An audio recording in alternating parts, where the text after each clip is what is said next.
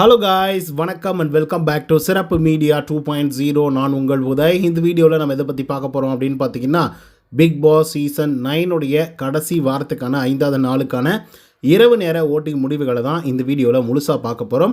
So இந்த வீடியோவுக்கு போகிறதுக்கு முன்னாடி நம்மளோட சேனலை சப்ஸ்கிரைப் பண்ணாதவங்க சப்ஸ்கிரைப் பண்ணிச்சுக்கோங்க. பக்கத்தில் ஒரு பெல் ஐக்கான் இருக்கும், அதையும் ப்ரெஸ் பண்ணி ஹாலில் போட்டுக்கோங்க. அப்போ தான் நாங்கள் அப்டேட் பண்ணுற ஒரு வருஷமும் உங்களுக்கு நோட்டிஃபிகேஷனாக வந்து சேரும்.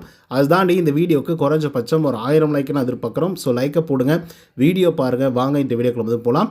நம்பர் 1 பொசிஷனில் யார் இருக்காங்க அப்படின்னு பார்த்தீங்கன்னா, இந்த one and only Divya Ganesh அவர்கள் தான் வந்து இருந்துகிட்ருக்காங்க. அவங்க வாங்கிய ஓட்டுகளோட எண்ணிக்கை அப்படின்னு சொல்லி பார்க்கும்பொழுது கிட்டத்தட்ட 3,13,478 ஓட்டுகளாகும்.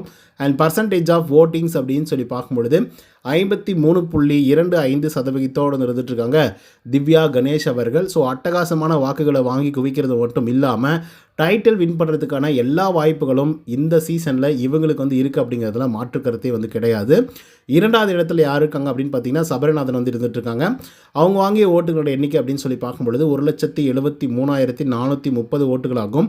அண்ட் பர்சன்டேஜ் ஆஃப் ஓட்டிங்ஸ் அப்படின்னு சொல்லி பார்க்கும்பொழுது 29.46% இருந்துகிட்ருக்காரு சபரிநாதன் அவர்கள். ஸோ இவருக்கு வந்து பார்த்திங்க அப்படின்னா வின்னிங் கேப்பபிலிட்டி இருக்கா, அதாவது ஓட்டிங் வைஸ் அப்படின்னு பார்த்தீங்கன்னா கண்டிப்பாக கிடையவே கிடையாது அப்படின்னு வந்து சொல்லணும். ஏன்னா திவ்யாவுக்கும் இவருக்கும் ஏகப்பட்ட வித்தியாசம் வந்து இருக்குது. பட் பார்ப்போம், என்ன வேணாலும் நடக்கலாம். கடைசி நேரத்தில் யாருக்கு வேணாலும் டைட்டில் வந்து கொடுக்கலாம். ஏன்னா அப்படிப்பட்ட சீசனாக தான் இந்த சீசன் வந்து இருந்திருக்கு. நம்ம ப்ரிடிக்டே பண்ண முடியாத நிறைய விஷயங்கள் வந்து பார்த்திங்கன்னா இதுக்கு முன்னாடி நடந்திருக்கு. அந்த மாதிரி டைட்டில் வின்னிங்களும் நடக்குமா அப்படின்றத பார்ப்போம். 3வது இடத்துல விக்ரம் வந்திருக்காரு. 56,791 ஓட்டுகள் வந்து வாங்கியிருக்காங்க. அண்ட் பர்சன்டேஜ் ஆஃப் ஓட்டிங்ஸ் அப்படின்னு சொல்லி பார்க்கும்பொழுது 9.65% இருந்துகிட்ருக்காங்க நம்மளுடைய விக்ரம் அவர்கள். ஸோ இவருக்கு அந்த வின்னிங் கேப்பபிலிட்டி அப்படிங்கிறது வந்து ரொம்ப ரொம்ப ரொம்ப ரொம்ப கம்மி தான். அதில் மாற்று கருத்தே வந்து கிடையாது. ஏன்னா ஓட்டிங்ஸ் வைஸ் பார்க்கும்போது ரொம்ப குறைவான வாக்குகள் வந்து வாங்கியிருக்காரு அன்அஃபிஷியலாகவே நம்ம பார்க்கும்பொழுது. 4வது இடத்துல வந்து யார் இருக்காங்க அப்படின்னு பார்த்தீங்கன்னா, அரோரா சிங்க்லர் அவர்கள் தான் வந்திருக்காங்க. அவங்க வாங்கிய ஓட்டுகளோட எண்ணிக்கை அப்படின்னு சொல்லி பார்க்கும்பொழுது 44,969 ஓட்டுகளாகும்.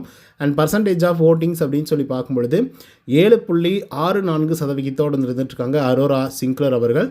ஸோ இவங்க வந்து பார்த்திங்க அப்படின்னா வின்னிங் கேப்பபிலிட்டியில் இருக்காங்களா அப்படின்னு கேட்டிங்கன்னா இருக்காங்க. பட் இருந்தாலும் வந்து பார்த்திங்க அப்படின்னா ஓட்டிங்ஸ்லேருந்து ரொம்ப குறைவான வாக்குகள் வந்து வாங்கியிருக்காங்க. இந்த ஆட்டத்தை பொறுமையாக நிதானமாக புரிஞ்சு எப்படி மேனிப்புலேட் பண்ணி மக்களாக, அது மட்டும் இல்லாமல் ஆடியன்ஸாக, அதே மாதிரி கண்டஸ்டண்ட்டாக இருந்து நிறைய பாயிண்ட்ஸ் வந்து பார்த்திங்கன்னா ரொம்ப கிளியராக அழகாக ஸ்டெப் அவுட் பண்ணி எடுத்து வச்சுருக்காங்க நம்மளுடைய அரோரா சிங்க்லர் அவர்கள். பட் எண்ட் ஆஃப் தி டே இவங்களுக்கு வந்து வாய்ப்புகள் இருக்கா அப்படின்னு கேட்டிங்கன்னா சத்தியமாக வாய்ப்புகள் அப்படிங்கிறது ரொம்ப குறைவு தான்.